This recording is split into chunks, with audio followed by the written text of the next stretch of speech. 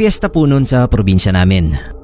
Sanay kami na kapag fiesta, maraming handaan at marami ring tao. Yung kahit hindi mo kilala ay aalukin mong kumain sa loob. Maski ikaw din, aayain kang kumain ng mga kapitbahay niyong hindi mo naman ka-close. Basta parang nagiging open karinderya at buffet ang bawat bahay tuwing fiesta. Bandang gabi, marami pa rin kumakain at nagiinuman nang hindi namamalaya ng oras. Isa na nga ako sa nakikipag-inuman nun. Ako nga pala si Enteng. Bihira lang kaming magtagpo ng mga barkada ko. Kapag lang may okasyon gaya nga ng fiesta. Kaya want to sawa talaga. Sinusulit namin. Sa gitna ng pagsasaya namin ay bigla na lang nagkagulo. May naghahabulan. Ang sabi may nakita raw na aswang na babae. Kami naman palibasa ay mga lasing na. Nagtatawanan lang kami. Hindi naman kasi kami naniniwala sa mga aswang. Kalokohan lang yan, sabi namin. Diretso lang kami ng inuman sa isang sulok habang nagkakagulo yung mga tao.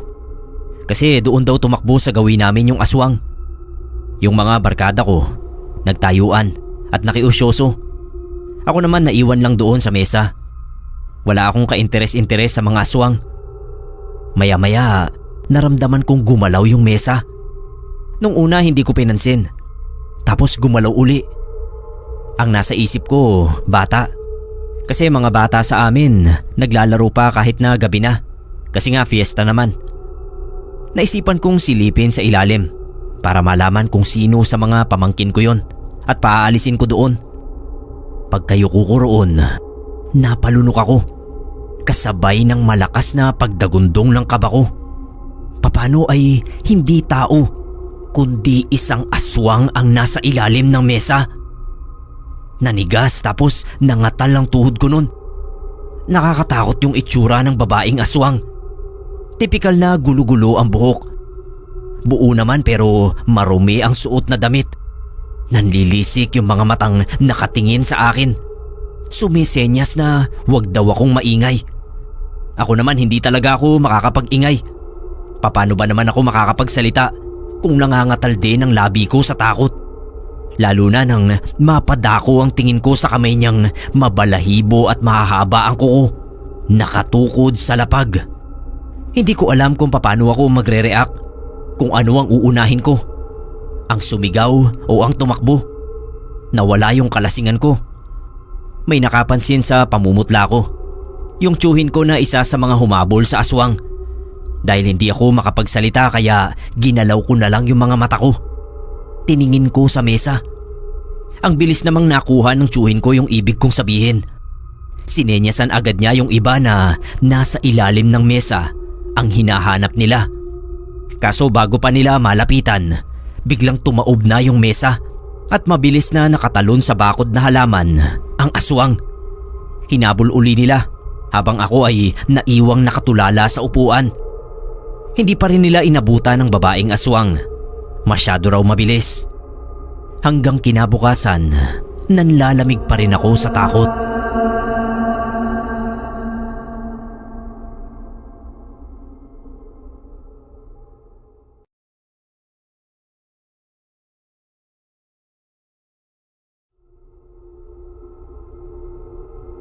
Magandang araw po. Ako po si Cecilia.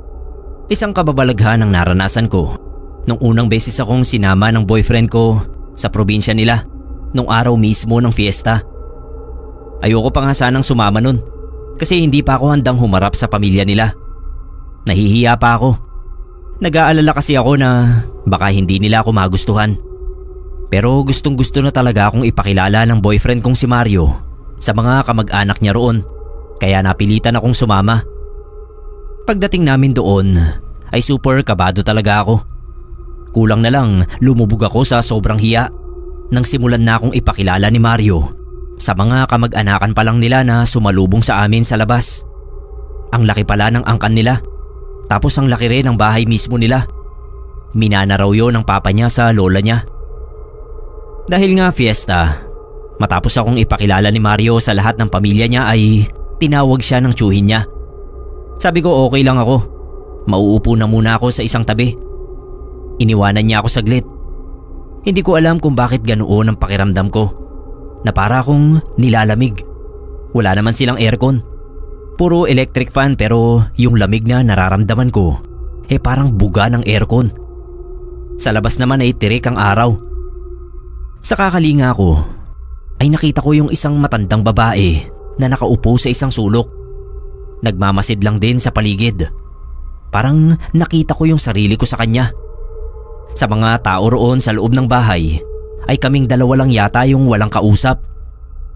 Nilapitan ko siya. Tumingin sa akin at tumango ng magmagandang araw ako. Nagpakilala ako. Ewan ba't hindi ako nahiya sa kanya. Siya rin naman. Naramdaman ko na parang palagay ang loob niya sa akin. Kasi nagkwento siya agad tungkol sa pamilya nila. Nalaman ko rin ang pangalan niya. Tawagin ko na lang daw siyang Lola Dimitria. Nung bumalik na yung boyfriend ko, nakita kong hinahanap niya ako. Kasi nawala ako sa upuang pinag-iwanan niya sa akin kanina. Kinawayan ko pa siya para makita niya ako. Lumapit siya agad. Tinanong ako kung anong ginagawa ko roon. Sabi ko nakipagkwentuhan lang ako sa lola niya. Nilingon niya yung mga lola niyang nag-uumpukan sa mesa habang doon nagkukwentuhan. Sabi niya kumpleto naman yung mga lola niya roon. Sinong lola ba yung kakwentuhan ko? Nilingon ko si Lola Dimitria. Kaso wala na siya roon. Kaya sinabi ko na lang kay Mario ang pangalan niya. Nanlaki yung mga mata ng boyfriend ko. Pinakita pa niya sa akin na nananayo yung balahibo niya sa braso. Papano ay matagal na raw patay ang Lola Dimitria niya. Kaya papano kung makikilala at makakausap ko pa? Kinilabutan ako sa sinabi niya. Sinabi niya yon kina mama at papa niya. Pinagkumpulan nila ako. Alam niyo yon? Yung bigla kang naging bida kasi nakausap mo yung kaluluwa ng dating reyna sa pamilya nila. Pinadescribe nila sa akin ang itsura ng lola na nakausap ko para malaman kung si Lola Dimitria nga yun. Tumugma nga at saka pa lang nila pinakita sa akin ang picture ni Lola Dimitria. Nanlalaki ang ulo ko habang tinititigan ko ang picture. Sa kabila ng kaba ko ay nasabi ko pa rin ang mga kinuwento sa akin ni Lola Dimitria. Isa na roon yung kung paano nila naipundar ang bahay. Hindi sila makapaniwala na malalaman ko yun. Dahil maski pala si Mario ay hindi alam yun. Kaya papanong masasabi sa akin?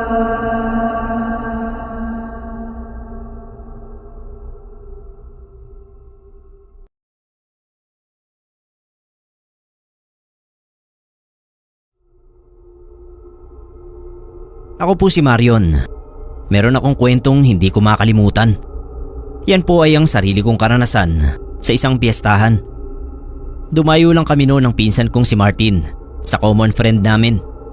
May kalayuan pero nagpunta pa rin kami para na rin makapag-unwind mula sa nakaka-stress na trabaho namin sa opisina. Pagdating namin doon, inasikaso agad kami ng kaibigan naming si Joel. Habang kumakain kami, nagulat ako. Kasi parang may nangangaroling. Akala ko tuwing Pasko lang yung caroling.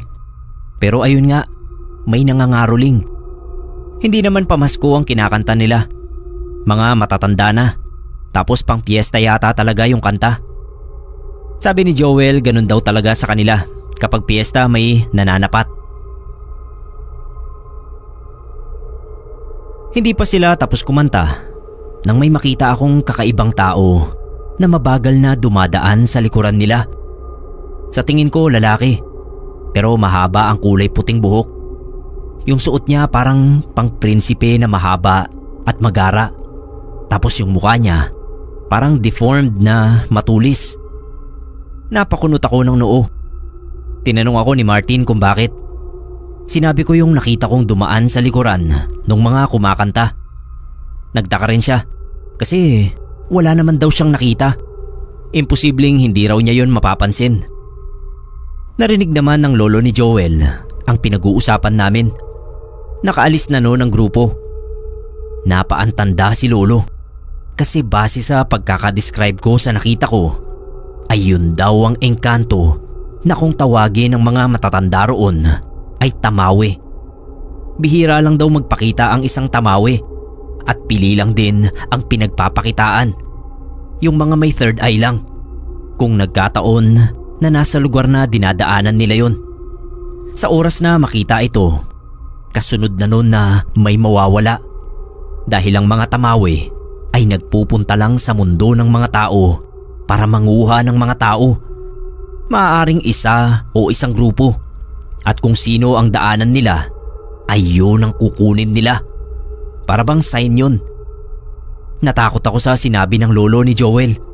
Kung ako ang napiling pagpakitaan ng tamawe at doon siya dumaan sa likod ng grupo ng mga kumakanta, ang ibig sabihin ay kukunin niya sila. Sabi ko sa lolo ni Joel, kailangan naming ma-warningan yung grupong yun.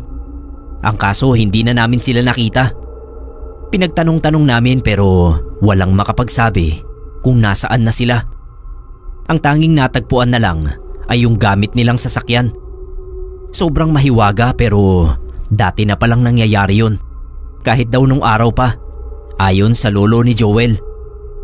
Ilang albularyo na rin daw ang nagtangka na bawiin ang mga nawawala mula sa engkanto. Pero walang nagtagumpay.